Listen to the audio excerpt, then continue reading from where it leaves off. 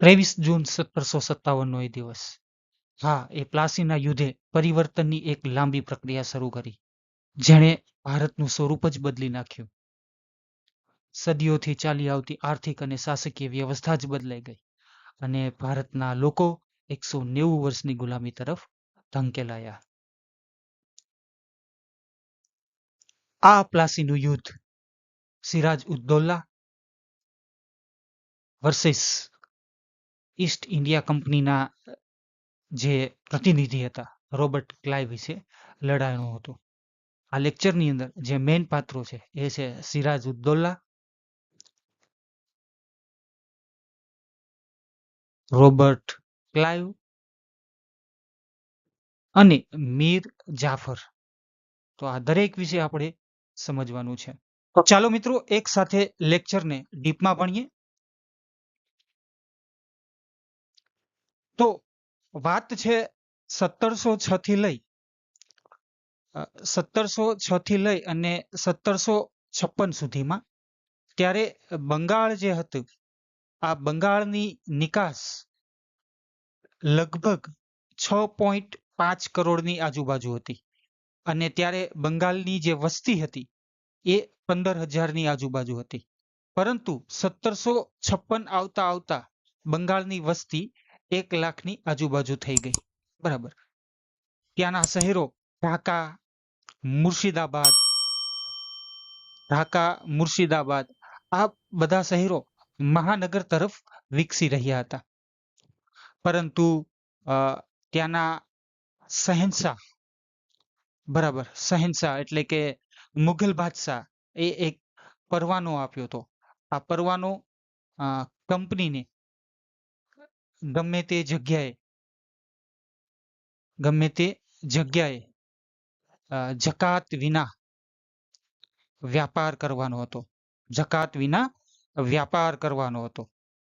અને આનાથી જે બંગાળના નવાબ છે, આ બંગાળના નવાબ નારાજ હતા. બરાબર. અને આ જ મેઇન કારણ હતું પ્લાસી અને બક્સરના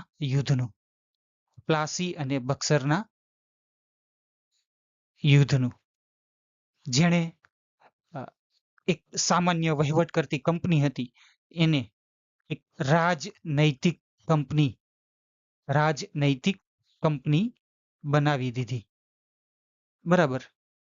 અને અહીંથી એક શાસનીય વ્યવસ્થા ખતમ થઈ અને નવા શાસન એટલે કે કંપનીના શાસનની શરૂઆત થઈ. નમસ્કાર મિત્રો, હું મિથુન વાઘેલા અને મારી યુટ્યુબ ચેનલ દિવ્યજ્યોત એજ્યુકેશનની અંદર તમારું ખૂબ ખૂબ સ્વાગત કરું છું. મિત્રો, આપણે જે પાછળ જોયું કે 1757ની અંદર પ્લાસીનું યુદ્ધ અને 1764ની અંદર જે થયેલું બક્સરનું યુદ્ધ જે છે એ ભારતની અંદર એક ટર્નિંગ પોઈન્ટ અને ઈસ્ટ ઇન્ડિયા કંપની માટે ફાયદાકારક નીવડ્યું, એ આપણે પાછળ જોયું. તો હવે આપણે 1757નું જે પ્લાસીનું યુદ્ધ છે એ આપણે વિસ્તૃતની અંદર ભણવાનું છે. ચાલો એક સાથે ભણીએ.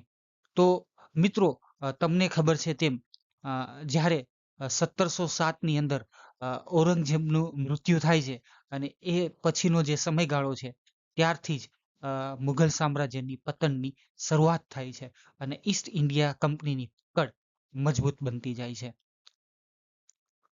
હવે સિરાજ ઉદ્દૌલા જે છે એ સિરાજ ઉદ્દૌલા 1756 થી લઈ અને 1757 સુધી આપણે જોઈએ છે. તો આ સિરાજ ઉદ્દૌલાની વિરુદ્ધ એના જ સંબંધીઓ એની વિરુદ્ધ આવી ગયા હતા અને આ વિરોધની અંદર એક પહેલા હતા ઘાસીટી બેગમ. બરાબર. આ ઘાસીટી બેગમ જે છે એ અલીવર્દી ખાનના પુત્રી હતા. ત્યારબાદ આવે છે મીર જાફર. આ મીર જાફર જે છે એ અલીવર્દી ખાનના જમાઈ હતા. ત્યારબાદ આવે છે ચૌકત જંગ. આ જે ચૌકત જંગ જે છે એ પૂર્ણિયાના નવાબ હતા. બરાબર. આ ચૌકત જંગ એ પૂર્ણિયાના નવાબ હતા. મિત્રો, સાથોસાથ સિરાજ ઉદ દૌલાની વિરુદ્ધમાં આ સિરાજ ઉદ દૌલાની જે વિરોધમાં બીજા જે વિરોધીઓ હતા તેમણે એક જૂથબંધીની શરૂઆત કરી હતી. બરાબર. એટલે કે બંગાળની અંદર અ, જે સાહુકારો હતા, જે જમીનદારો હતા, બરાબર, આ લોકોએ એક સાથે ભેગા મળી અને સિરાજ ઉદ દૌલા વિરુદ્ધ જૂથ રચ્યું હતું. આની અંદર જે હતા એ હતા એક જગત શેઠ. બરાબર. એક જગત શેઠ હતા, એક અમી ચંદ હતા, ત્યારબાદ દુર્લભ રાય હતા, દુર્લભ રાય હતા, અને એક હતા રાજવલ્લભ. બરાબર. તો આ લોકોએ સાથે મળી અને અ, જે સિરાજ ઉદ દૌલા જે નવાબ છે તેના વિરુદ્ધ જૂથબંધી કરી હતી. હવે આ બધીથી સિરાજ ઉદ દૌલા ખૂબ નારાજ થયા હતા અને જે બંગાળના અને બંગાળના જે નવાબ છે, આ બંગાળના નવાબ અને અંગ્રેજો વચ્ચેનો જે ટકરાવ છે, આ ટકરાવનું જે મુખ્ય કારણો જે છે, આ મુખ્ય કારણોની અંદર સૌ પ્રથમ જે કારણ આવે છે એ આવે છે 1717 નું શાહી ફરમાન. હા મિત્રો, 1717 ની અંદર જે મુઘલ બાદશાહ હતા, આ મુઘલ બાદશાહ ફરુખશિયર, બરાબર, આ ફરુખશિયરે એક ફરમાન બહાર પાડ્યું હતું કે કંપની જે છે એ પોતાના બંગાળની અંદર પોતાની પસંદગીની જગ્યાએ વ્યાપાર કરી શકશે અને એમાં પણ કોઈ પણ પ્રકારનો સીમા શુલ્ક નહીં આપવો પડે. બરાબર, જકાત નહીં આપવી પડે. આ પ્રકારનો એક શાહી ફરમાન હતો. આનાથી નવાબને જે કર જે છે એ ખૂબ જ ઓછો મળતો હતો. બરાબર. તો આ એનું પ્રથમ કારણ હતું. હવે આના આ જે એક શાહી ફરમાન હતું, આ ફરમાનને આધીન એક દસ્તક આપવામાં આવ્યો હતો. દસ્તક એટલે કે એક ટ્રેડ પરમિટ હતી. આ ટ્રેડ પરમિટ એવી હતી કે જે કંપની જે છે આ કંપનીને મુક્ત વ્યાપાર, બરાબર, કંપની જે છે એ મુક્ત વ્યાપાર કરી શકશે. બરાબર, મુક્ત વ્યાપાર કરી શકશે. સાથોસાથ જે સીમા શુલ્ક છે, આ સીમા શુલ્ક ની અંદર તેને મુક્તિ આપવામાં આવશે. બરાબર. સાથોસાથ જે કારખાનું જે છે, આ કારખાનાના જે પ્રેસિડેન્ટ છે, બરાબર, આ પ્રેસિડેન્ટને જ ટ્રેડ પરમિટ આપવામાં આવતી હતી. બરાબર. પરંતુ કેટલાક અંગ્રેજ જે છે, કેટલાક અંગ્રેજ અધિકારીઓ પોતાના ખાનગી વ્યાપારમાં પણ આ દસ્તકનો ઉપયોગ કરતા હતા. સાથોસાથ આ દસ્તક જે છે એ ભારતીય વ્યાપારીઓને પણ વહેંચતા હતા. આથી જે નવાબ જે છે, આ નવાબની જે કર વસૂલાત જે હતી એ ખૂબ જ ઓછી અથવા ખોટ જતી હતી. આથી જે નવાબ જે છે એ ખૂબ જ નાખુશ થાય છે. બરાબર, નવાબ ગુસ્સે આવે છે. હવે આનું જે બીજું કારણ જે છે, આ બીજું કારણ એટલે કે કંપનીએ જે સિરાજની માસી એટલે કે ઘાસીટી બેગમ જે છે, આ ઘાસીટી બેગમના વારસાઈના જે દાવાઓ છે, આ વારસાઈના દાવાઓને સમર્થન આપ્યું. આથી નવાબ ખૂબ નારાજ થયા. ત્રીજું જે કારણ જે છે, આ ત્રીજું કારણ કૃષ્ણદાસને આશ્રય આપવો. હા મિત્રો, કૃષ્ણદાસને કંપનીએ આશ્રય આપ્યો. આથી જે સિરાજ ઉદ દૌલા છે એ ખૂબ નારાજ થયા. અને ચોથું અને તાત્કાલિક કારણ જો આપણે જોઈએ તો એ છે નવાબની જાણ બહાર અંગ્રેજોએ, નવાબની જાણ બહાર અંગ્રેજો છે, આ અંગ્રેજોએ કલકત્તાની અંદર અને આ જે ફ્રેન્ચ જે છે, આ ફ્રેન્ચે ચંદ્રનગરની અંદર કિલ્લેબંધીની શરૂઆત કરી. આથી જ નવાબ જે છે એ ખૂબ જ ઉશ્કેરાયા અને તેમણે ચંદ્રનગરનો કિલ્લો અને કલકત્તાનો કિલ્લો છે, બરાબર, ચડાઈ કરી. અને આ ચડાઈની અંદર નવાબ જે છે, બરાબર, ની જીત થાય છે. અને આ જીતથી તેઓ ખૂબ રાજી થાય છે. હવે નવાબ જે છે એ કલકત્તાનો જે કિલ્લો જે છે ફોર્ટ વિલિયમ, આ ફોર્ટ વિલિયમને, બરાબર, ફોર્ટ વિલિયમને એ અ, જે એક વ્યાપારી જે છે બરાબર, માણેકચંદ, આ માણેકચંદને આપી અને નવાબ મુર્શિદાબાદ તરફ જાય છે. હવે એક કાળી કોટડીની ઘટના બને છે. આ ઘટનાની જે તારીખ છે, આ તારીખ છે 20 જૂન 1756. આ 20 જૂન 1756 ની અંદર જે કાળી કોટડીની ઘટના બને છે એને બ્લેક હોલ ટ્રેજેડી તરીકે પણ ઓળખવામાં આવે છે. મિત્રો, આ 20 જૂન 1756 ના દિવસે જે નવાબ સિરાજ ઉદ્દુલ્લા જે છે તેમણે અંગ્રેજ અધિકારીઓ, બાળકો, સ્ત્રીઓ સહિત લગભગ 146 લોકોને એક નાની એવી ઓરડીની અંદર પૂરી દીધા હતા. બરાબર. અને એ સમયની ગરમી, જૂન મહિનાની ગરમી, અને આના લીધે એકબીજાથી અકળાય અને લગભગ 123 લોકો મૃત્યુ પામ્યા હતા. બરાબર. આ 123 લોકો મૃત્યુ પામ્યા આ ઘટનાને બ્લેક હોલ ટ્રેજેડી તરીકે ઓળખવામાં આવે છે. જે બચેલા 23 લોકો છે તેમાં જે એક હતા અંગ્રેજ અધિકારી જેનું નામ હતું હોલવેલ. બરાબર, હોલવેલ. આ હોલવેલ નામના અધિકારી હતા, એ પોતે એક ઇતિહાસકાર હતા. બરાબર. અને આ વ્યક્તિએ જ આ કાળી કોટડીની ઘટના જે છે એ પોતાના પુસ્તકની અંદર લખી છે. બાકી બીજે ક્યાંય વિસ્તૃત માહિતી નથી મળતી. અને આ કાળી કોટડીની ઘટનાનો ઉપયોગ કરી અંગ્રેજોએ અ, અ, અંગ્રેજોએ જ સિરાજ ઉદ દુલ્લા ઉપર, બરાબર, સિરાજ ઉદ દુલ્લા ઉપર કહેવાય કે એટેક કર્યો, ચડાઈ કરી, કે આવી રીતના સિરાજ ઉદ દુલ્લા ક્રૂર છે, રાક્ષસ છે. બરાબર. એને લોકોનું કોઈ કહેવાય કે એના ઉપર કોઈ દયા નથી, અને આવી રીતના એને લોકો ઉપર કર્યો, આવો અત્યાચાર કર્યો. આથી તેઓ સિરાજ ઉદ દુલ્લા ઉપર કહેવાય કે એટેક કરે છે. બરાબર.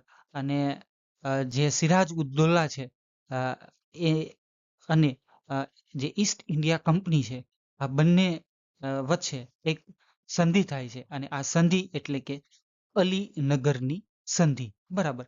આ અલીનગરની સંધિની અંદર જે વાત કરવામાં આવી હતી, આ વાત આ પ્રમાણે હતી કે કંપનીને મુઘલ બાદશાહના જે શાહી ફરમાન જે છે, બરાબર, આ શાહી ફરમાનમાં પ્રમાણે વ્યાપાર કરવાની છૂટ આપવામાં આવે. બરાબર.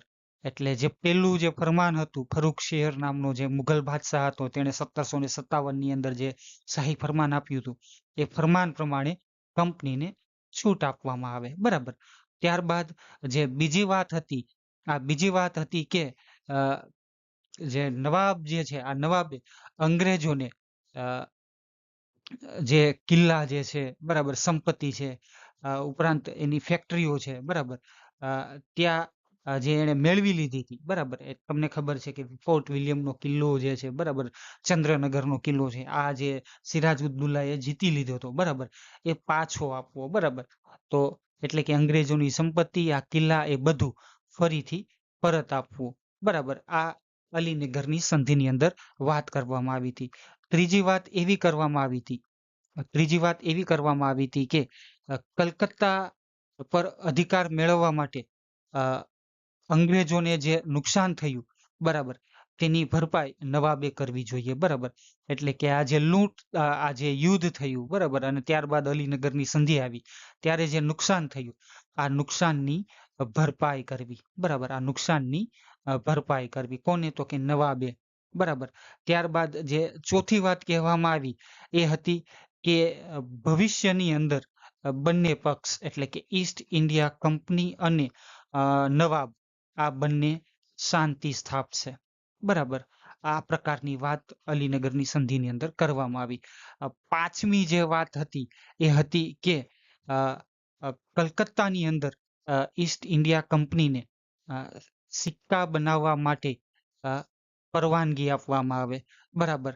આથી જ અંગ્રેજોએ 18 ઓગસ્ટ 1757 ની અંદર એક કલકત્તાની અંદર ટંકશાળની ટંકશાળ ખોલી. બરાબર. ક્યારે ખોલી? તો કહેવામાં આવશે કે અંગ્રેજોએ પોતાની ટંકશાળ ક્યારે ખોલી? તો કે 18 ઓગસ્ટ 1757 ની અંદર. બરાબર. ઉપરાંત જે છઠ્ઠી વાત હતી, આ છઠ્ઠી વાતની અંદર જે કંપની જે છે એ સંધિની અંદર એવી માંગણી કરી કે અ, જે રાજાના જે કિલ્લેબંધીના અધિકાર જે છે, બરાબર, અ, એ જે મેળવ્યા છે એ પાછા કંપનીને આપવામાં આવે. બરાબર. એટલે કે ઈસ્ટ ઇન્ડિયા કંપનીને કિલ્લેબંધીના અધિકાર પાછા આપવામાં આવે. બરાબર. તો આ રીતના અ, જે અલીનગરની જે સંધિ થઈ હતી એ પ્રમાણે આ રીતના વાત કરવામાં આવી. હવે આનાથી જે રાજા છે, બરાબર, એ ખૂબ જ અકળાય છે, ખૂબ જ નારાજ થાય છે. બરાબર. પરંતુ હવે શું કરવું? બરાબર. હવે ઉપરાંત ઈસ્ટ ઇન્ડિયા કંપની છે એ પોતે પણ એવું વિચારે છે કે આ સિરાજ ઉદ્દુલ્લા જે છે, આ સિરાજ ઉદ્દુલ્લા નવાબ, એ આપણા ખામામાં નહીં આવે. બરાબર. આ કંપનીને કોઈ કઠપૂતળી જેવો નવાબ જોતો હતો, કઠપૂતળી જેવો નવાબ જોતો હતો, અને સિરાજ ઉદ્દુલ્લા જે છે એ તેની એકદમ વિરુદ્ધ છે. આથી કંપની અને જે તમને ખબર છે આગળ મેં તમને નામ દીધા, આ લોકો જે છે વિરોધીઓ, જે સિરાજ ઉદ્દુલ્લાના વિરોધીઓ છે, આ બધા એક ષડયંત્રની રચના કરે છે કે ક્યારે સિરાજ ઉદ્દુલ્લા ફસાય. હવે જ્યારે સિરાજ ઉદ્દુલ્લા નાની એવી ભૂલ કરે અને આપણે એના ઉપર યુદ્ધ ફૂંકી દઈએ. આગળ જોઈએ હવે યુદ્ધ કઈ રીતના થાય છે. નવાબ અને ઈસ્ટ ઇન્ડિયા કંપની વચ્ચે સંધિ થાય છે, પરંતુ કંપની જે છે એ પોતે સંતુષ્ટ નથી હોતી. કંપનીને કોઈ કઠપૂતળી જોઈએ છે. બરાબર. કે એ પોતાના ઈચ્છારે કામ કરે. બરાબર. આથી અ, અ, એક ષડયંત્ર સિરાજ ઉદ્દુલ્લા વિરુદ્ધ રચવામાં આવે છે, અને આ ષડયંત્રની અંદર જે લોકો હોય છે એ લોકો કોણ કોણ હોય છે એના નામો જે મેં તમને આગળ લખાવ્યા એ પ્રમાણે મીર જાફર, બરાબર, જે નવાબનો સેનાપતિ હોય છે. ત્યારબાદ જગત શેઠ, બરાબર, એ બંગાળનો સૌથી મોટો બેન્કર હોય છે. આ નામ તમારે યાદ રાખવાના છે. હું લખું છું, ચાલો. મીર જાફર, બરાબર. મીર જાફર કોણ છે? સેનાપતિ છે. સેનાપતિ છે. ત્યારબાદ જગત શેઠ, બરાબર. આ જગત શેઠ કોણ છે? તો કે એક બેન્કર છે. બરાબર. બંગાળનો સૌથી મોટો બેન્કર છે. ત્યારબાદ રાય દુર્લભ જે છે, રાય દુર્લભ, બરાબર. આ રાય દુર્લભ કોણ છે? તો કે રાય દુર્લભ એ જે નવાબ છે, આ નવાબના દિવાન છે. બરાબર. ત્યારબાદ અમીચંદ, બરાબર. આ અમીચંદ કોણ છે? તો કે અમીચંદ જે છે એ એક ધની વ્યક્તિ છે, બંગાળનો ધની વ્યક્તિ છે. બરાબર. ત્યારબાદ જે પાંચમું નામ છે એ માણેકચંદ છે. બરાબર. એ કલકત્તાનો પ્રભારી અધિકારી છે. બરાબર. માણેકચંદ, બરાબર. તો આ રીતે એક ષડયંત્ર, આ જૂથ બનાવી અને નવાબ વિરુદ્ધ એક ષડયંત્ર રચવામાં આવે છે. બરાબર. રોબર્ટ ક્લાઇવ જે છે એ નવાબના વિરોધીઓ સાથે ગુપ્ત સંધિ કરી અને એવું કહે છે કે મીર જાફરને, બરાબર, મીર જાફરને બંગાળના નવાબ બનાવવાની લાલચ આપે છે. બરાબર. મીર જાફરને બંગાળના નવાબ બનાવવાની લાલચ આપે છે. બદલામાં મીર જાફર શું કરશે? તો મીર જાફર બદલામાં અંગ્રેજોને જે કાસિમ બજાર છે, તમને ખબર છે કે સિરાજ ઉદ્દુલ્લાએ જીતી હતી. આ કાસિમ બજાર, ત્યારબાદ ઢાકા, બરાબર, ત્યારબાદ કલકત્તાની કિલ્લેબંધી, બરાબર, કલકત્તાની કિલ્લેબંધી, ત્યારબાદ અ, યુદ્ધમાં યુદ્ધમાં જે અંગ્રેજોને જે ખર્ચ થયો છે તે, બરાબર, અંગ્રેજોને જે ખર્ચ થયો છે તે, બરાબર, તથા રોકડ રકમ, બરાબર, આવું પરત આપવું, બરાબર, તો જ મીર જાફર છે એ બંગાળના નવાબ બને. બરાબર. આવી લાલચ મીર જાફરને આપવામાં આવી. બરાબર. અને આ ષડયંત્ર જે છે, બરાબર, અને આ ષડયંત્રને પગલે અંગ્રેજોએ સિરાજ ઉદ્દુલ્લાએ સિરાજ ઉદ્દુલ્લા પાસે ચઢાઈ કરી અને જે પ્લાસીનું યુદ્ધ થયું. બરાબર. આ પ્લાસીના યુદ્ધની અંદર સિરાજ ઉદ્દુલ્લા જે છે, બરાબર, આ સિરાજ ઉદ્દુલ્લા પાછે પેલા તો પ્લાસીનું યુદ્ધ જે થયું એ જે તારીખ હતી એ તારીખ હતી 23 જૂન 1757. બરાબર, 23 જૂન. તો મિત્રો આ તમે જોઈ શકો છો વિશ્વની એની અંદર આવેલું આ આપણું પ્યારું ભારત. આપણા ભારતની અંદર જે પૂર્વનો ભાગ જે છે, આ પૂર્વના ભાગની અંદર આવેલું એક જગ્યા બંગાળની બાજુમાં આવેલી જગ્યા મુર્શિદાબાદ. બરાબર. આ મુર્શિદાબાદમાં પ્લાસીનું યુદ્ધ લડાણું હતું. આ પ્લાસીનું યુદ્ધ સિરાજ ઉદ્દૌલા અને ઈસ્ટ ઇન્ડિયા કંપનીના પ્રતિનિધિ રોબર્ટ ક્લાઇવ વચ્ચે લડાણું હતું 1757. કોની કોની વચ્ચે થયું? તો કે સિરાજ ઉદ્દૌલા અને ઈસ્ટ ઇન્ડિયા કંપની. બરાબર, ઈસ્ટ ઇન્ડિયા કંપની આ બંને વિરુદ્ધ થયું હતું. તમને ખબર છે કે જેના સેનાપતિ હતા ઈસ્ટ ઇન્ડિયા કંપનીના સેનાપતિ તે હતા રોબર્ટ ક્લાઇવ. બરાબર, રોબર્ટ ક્લાઇવ. બરાબર. હવે સિરાજ ઉદ્દૌલા પાસે લગભગ 50,000 સૈનિકો હતા. કેટલા હતા? 50,000 સૈનિકો હતા. જ્યારે કંપની જે છે આ કંપની પાસે 3200 સૈનિકો હતા. કંપની પાસે 3200 સૈનિકો હતા. હવે યુદ્ધ તો સિરાજ ઉદ્દૌલા જ જીતત, પરંતુ એના જે ફૂટેલા બધા લોકો છે, સેનાપતિઓ છે, બરાબર, એના લીધે સિરાજ ઉદ્દૌલાની આ યુદ્ધની અંદર હાર થાય છે. આથી પ્લાસીના મેદાનની અંદર, બરાબર, પ્લાસીના મેદાનની અંદર આ યુદ્ધ લડાય છે અને કંપની જે છે એ જીતે છે. બરાબર, કંપનીની જીત થાય છે, સિરાજ ઉદ્દૌલાની હાર થાય. હવે તમે મિત્રો જોયું કે ઈસ્ટ ઇન્ડિયા કંપનીની પ્લાસીની યુદ્ધની અંદર જીત થાય છે, જેના લીધે યુદ્ધના અમુક પરિણામો આવ્યા. આ પરિણામોની અંદર જે પહેલું હતું એ હતું કે મીર જાફર જે છે, આ મીર જાફરને બંગાળનો નવાબ બનાવવામાં આવ્યો. બરાબર, બંગાળનો નવાબ એ મીર જાફર બન્યો. બરાબર, આ તમારે યાદ રાખવાનું છે મિત્રો, મીર જાફર બંગાળનો નવાબ બન્યો. ત્યારબાદ જે રોબર્ટ ક્લાઇવ જે છે, આ રોબર્ટ ક્લાઇવને બંગાળનો ગવર્નર બનાવવામાં આવ્યો. બરાબર, બંગાળનો ગવર્નર બનાવવામાં આવ્યો. ક્યારથી ક્યાં સુધી? તો કે 1757 થી 60 સુધી. બરાબર. ત્યારબાદ જે બીજી જે પરિણામ આવ્યું એ પરિણામ હતું કે બંગાળ, બિહાર અને ઓરિસ્સા જે છે, બરાબર, આની અંદર કંપનીને મુક્ત વ્યાપાર કરવાની છૂટ આપવામાં આવી. મુક્ત વ્યાપાર. તો કે ક્યાં ક્યાં? બંગાળ, બિહાર અને ઓરિસ્સા. બરાબર, ત્યાં કંપની જે છે એ મુક્ત વ્યાપાર કરી શકશે. ત્યારબાદ જે બીજું પરિણામ આવ્યું એ કલકત્તાએ કંપનીને 24 પરગણા આપ્યા. આ પ્રશ્ન માં પૂછાઈ ચૂક્યો છે. કંપનીને 24 પરગણા આપ્યા. બરાબર.